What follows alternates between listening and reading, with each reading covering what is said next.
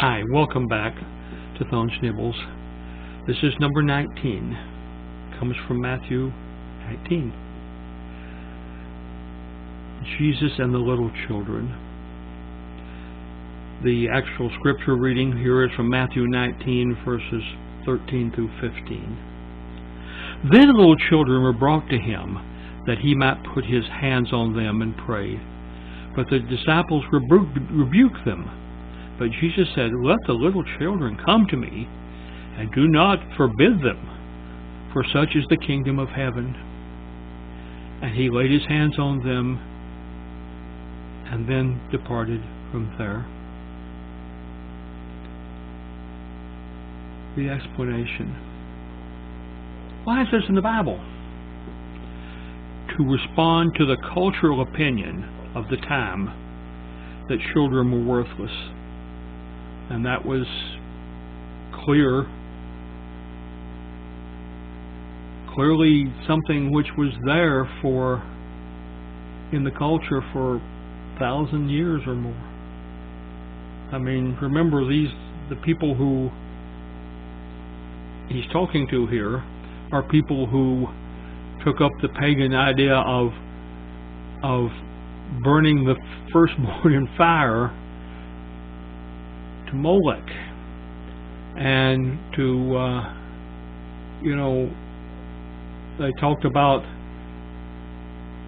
eating their children during the siege of Jerusalem. And these things are just horrifying things to us today. We have a higher cultural opinion now than anyone did then. But still we abort babies. Still we do not support those institutions which try to take care of young and unprotected people.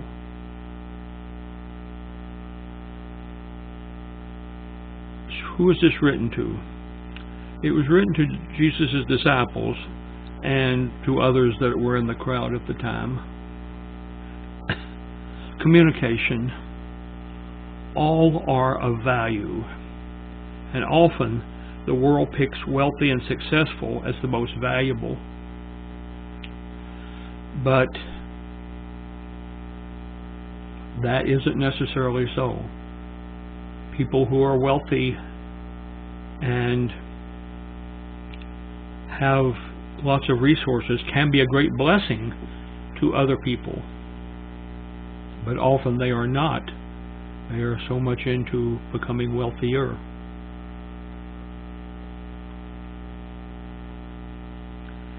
Application to my life. A child is a blessing, regardless of the backstory of their history. The innocent love of a child is so very special. And let me just emphasize here, the backstory. I mean, is this a child of rape? Is this a child that was unwanted and by some miracle of grace was born rather than aborted? Was this a child of a socially taboo mixed marriage? And you can mix any races or ethnic groups that you care to. Every single child is a blessing, and this is one where I really put my money where my mouth was, and I have adopted several children who were of mixed race or of other race, and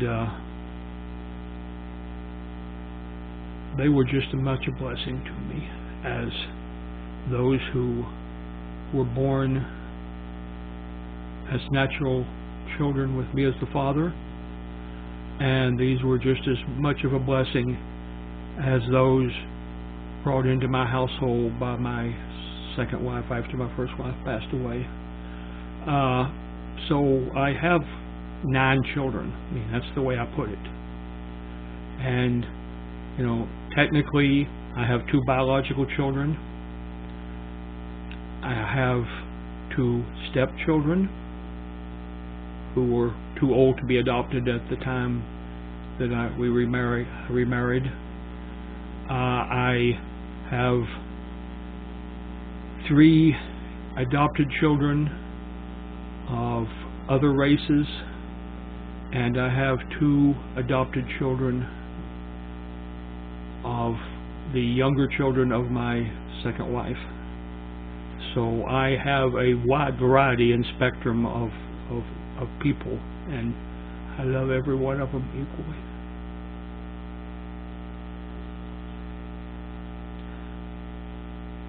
The message from God to me is to support children's rights and love them all, and I endeavor to do that every single day. My personal response: the church must stand for a place of peace, love, security, and safety for children. Otherwise, this is the hard part to say, they may not ever have such a place anywhere. If the church can't be a place where a child is absolutely accepted, loved, helped, and peaceful,